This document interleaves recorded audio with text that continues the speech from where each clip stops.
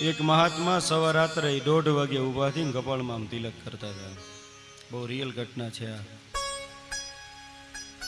साधु महात्मा तिलक करता था. बीजा साधु महात्मा उठा कि बाप जी क्या कर रहे हो अभी अभी स्नान भी नहीं किया पूजा पाठ भी नहीं किया और भाल में तिलक कर रहे हो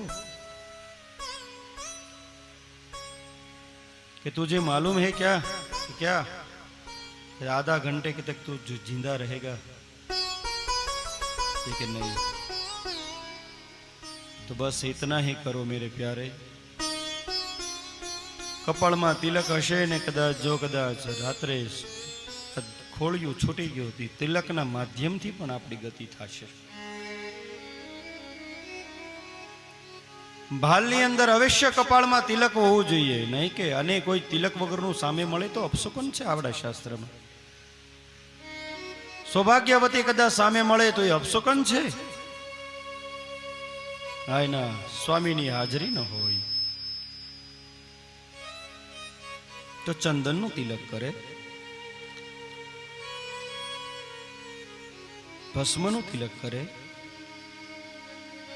પણ માતાઓ કપાળમાં તિલક ચોક્કસ રાખજો.